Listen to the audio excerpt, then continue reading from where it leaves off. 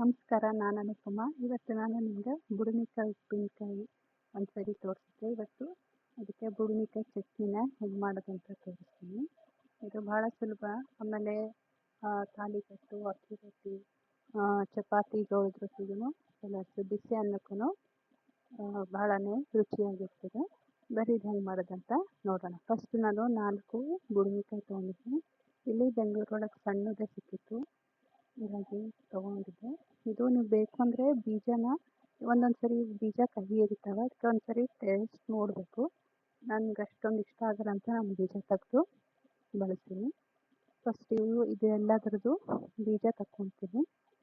ಇಲ್ಲ ಬೀಜ ಎಳೆದಿತ್ತು ಅಂದ್ರೂ ಚಟ್ನಿ ಚಲೋ ಟೇಸ್ಟ್ ಬರ್ತದೆ.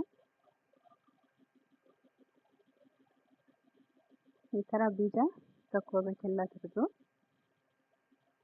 ಇದನ್ನು ನೀವು ಸಣ್ಣ ಬೇಕಂದ್ರೂ ಹೆರ್ಕೋಬೋದು, ಇಲ್ಲ ಸಣ್ಣ ಹೆಚ್ಕೋಬೋದು. ಹೆಂಗೂ ಮಿಕ್ಸಿ ಒಳಗೆ ಹಾಕೋದಕ್ಕೆ ನಾನು ಸ್ವಲ್ಪ ದಪ್ಪ ಹೆಚ್ಕೊಂಡಿನಿ. ಇದನ್ನು ಈ ಥರ ಹೆಚ್ಕೋಬೇಕು. ಆಮೇಲೆ ಇದು ಒಂದೊಂದು ಸರಿ ಕಹಿನೂ ಬರ್ತದೆ, ಅದಕ್ಕೆ ಬುಡುಮಿಕಾಯಿ ಒಂದ್ಸರಿ ಪೇಸ್ಟ್ ಮಾಡಿ ಬಳಸಿ. ದಪ್ಪ ಹೆಚ್ಕೊಂಡ್ರು ಸಾಕು.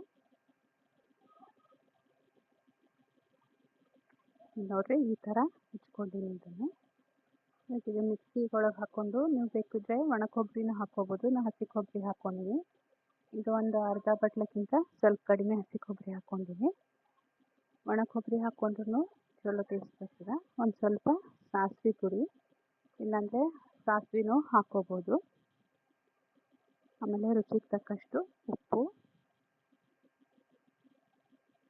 ಆಮೇಲೆ ಇದು ಹುಳಿ ಇರೋದಕ್ಕೆ ಹುಣಸೆಹಣ್ಣು ಆಮೇಲೆ ನಿಂಬೆಹಣ್ಣು ರಸ ಏನೂ ಬೇಕಾಗಲ್ಲ. ಆಮೇಲೆ ಸ್ವಲ್ಪ ಹಿಂಗೆ ಹಾಕ್ಕೊಂಡಿನಿ. ನೀವು ಬೆಳ್ಳುಳ್ಳಿ ತಿಂತಿದ್ರೆ ಬೆಳ್ಳುಳ್ಳಿನೂ ಹಾಕ್ಕೋಬೋದು ಇದಕ್ಕೆ. ಇದು ಮಾಡಿ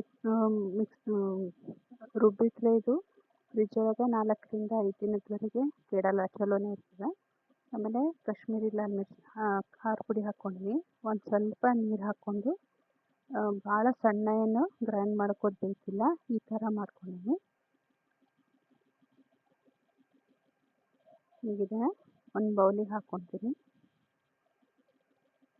ನಿಮಗೆ ಸಣ್ಣ ಬೇಕಂದ್ರೂ ಸಣ್ಣನೂ ಹಾಕ್ಕೋಬೋದು, ಆದರೆ ಇದೊಂಥರ ಟೇಸ್ಟ್ ಚಲೋ ಇರ್ತದೆ.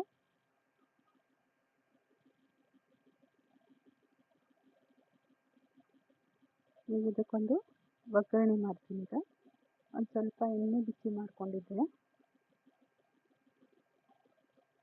ಈಗ ಸಾಸಿವೆ, ಸ್ವಲ್ಪ ಜೀರಿಗೆ ಹಾಕ್ಕೊಂಡು, ಆಮೇಲೆ ಇದಕ್ಕೂ ಬೆಳ್ಳುಳ್ಳಿನೂ ಹಾಕ್ಕೋಬೋದು ತಿಂತಿದ್ರೆ.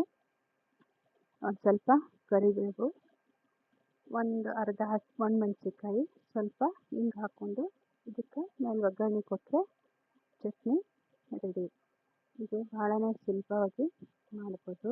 ಎಲ್ಲರೂ ಇದನ್ನು ಒಂದ್ಸರಿ ಟ್ರೈ ಮಾಡಿರಿ. ನನ್ನ ವಿಡಿಯೋ ಲೈಕ್ ಮಾಡಿರಿ, ಶೇರ್ ಮಾಡಿರಿ. ಫಾಲೋ ಮಾಡಿಲ್ಲ ಅಂದರೆ ಫಾಲೋ ಮಾಡಿರಿ, ಚಾನಲ್ ಸಬ್ಸ್ಕ್ರೈಬ್ ಮಾಡಿರಿ. ಮತ್ತೊಂದು ವಿಡಿಯೋ ಜೊತೆಗೆ ಮತ್ತೆ ಬರ್ತೀನಿ. ನಮಸ್ಕಾರ.